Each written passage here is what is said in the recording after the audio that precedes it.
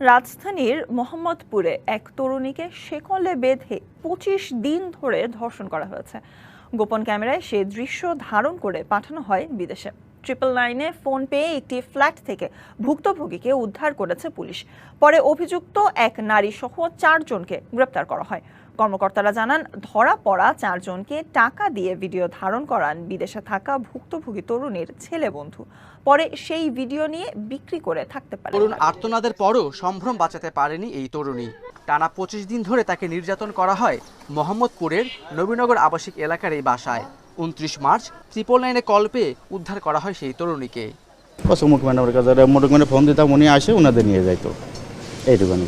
আমি কি হয়, খালাতো ভাই, ফুফাতো ভাই। তরুণীকে উদ্ধারের পর মোহাম্মদপুরের বিভিন্ন এলাকায় অভিযান চালিয়ে গ্রেপ্তার করা হয় নারীসহ 4 জনকে।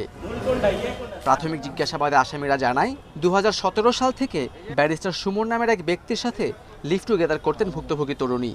বিদেশে থাকায় তরুণীর দেখভালের জন্য সালমা ঝুমুর নামের একজনকে নিয়োগ দেন মাসুদ। পুলিশ বলছে, এক পর্যায়ে স্থানীয় শানের সাথে প্রেমের সম্পর্কে জড়ায় তরুণী। শানের সাথে তার প্রেমের সম্পর্ক হয়। তো এই বিষয়টা যখন ব্যারিস্টার সাহেব জানতে পারে, তখন সে ওই যে মেয়েটা তাকে দেখাশোনার কাজ করে, তত্ত্বাবধায়কের কাজ করে, তার উপর ক্ষিপ্ত হয়ে ওকে প্রতিশোধ নেওয়ার জন্য বলে যে ওকে তুমি আটকিয়ে ফেলো এবং তাকে বেঁধে ফেলো, যাতে কোনো রকম সে কি করতে না পারে, ওই ছেলেদের সাথে সে পলায়ন করতে না পারে।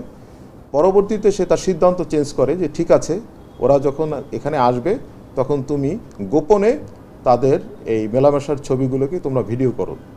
মাসুদ প্রতিশোধ নেওয়ার উদ্দেশ্যে সালমা, শান এবং তার বন্ধু হিমেল ও রকিকে টাকার প্রলোভন দেখিয়ে পর্নোগ্রাফিতে রাজি করায়।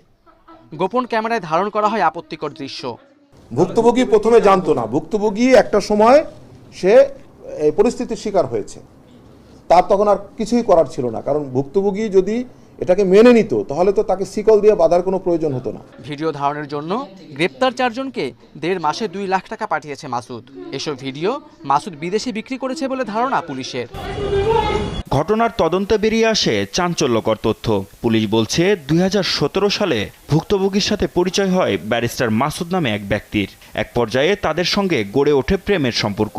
বিদেশে থাকায় তরুণীকে দেখভালের জন্য সালমা নামে একজনকে বাসায় রাখেন মাসুদ। এ সময় ওই তরুণীর সঙ্গে পরিচয় থেকে প্রেমের সম্পর্ক গড়ে ওঠে শানের সঙ্গে, যা রূপ নেয় আরও ঘনিষ্ঠতায়। বিষয়টি জানতে পেরে প্রতিশোধের পরিকল্পনা করেন মাসুদ। 5 তারিখ থেকে তাকে কনফাইন করা হয়েছে, কিন্তু এই ঘটনা চলছে তো অনেক দিন ধরে। ইভেন এমনও হতে পারে তদন্তে যে বছরও হতে পারে, কারণ ব্যারিস্টারের সাথে তো মেয়ের সম্পর্ক অনেক দিন ধরে। ব্যারিস্টারের সাথে তো তার প্রেমের সম্পর্ক ছিল এবং ব্যারিস্টার তাকে বিয়ে করবে, ব্যারিস্টার তার সাথে সেই মর্মেই কিন্তু মেয়ের সাথে তার সম্পর্ক হয়। পরে সালমা, শান, হিমেল ও রকিকে টাকার প্রলোভন দেখিয়ে পর্নোগ্রাফিতে রাজি করেন মাসুদ। কক্ষে গোপন ক্যামেরা লাগিয়ে বিভিন্ন সময় শানের সাথে শারীরিক সম্পর্কের ভিডিও করা হয়। বিষয়টি তরুণী জেনে গেলে তাকে সেকলবন্দি করা হয়। এরপর একে একে শান, হিমেল ও রকি ওই ভুক্তভোগীর সাথে আপত্তিকর মুহূর্তের ভিডিও ধারণ করেন।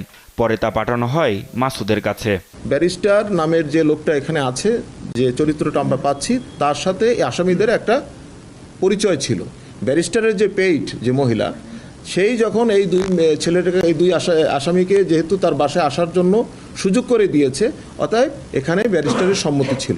এই মেয়ের যে পরিচারিকা যে ছিল আর কি, তাকে যে দেখাশোনা করত, সেও কিন্তু তাদের সাথে তারও কিন্তু পর্নো ভিডিও আছে। যার কারণে আমাদের কাছে মনে হয়েছে যে পুরো বিষয়টা পিছনে একটা ব্যবসায়িক উদ্দেশ্য আছে।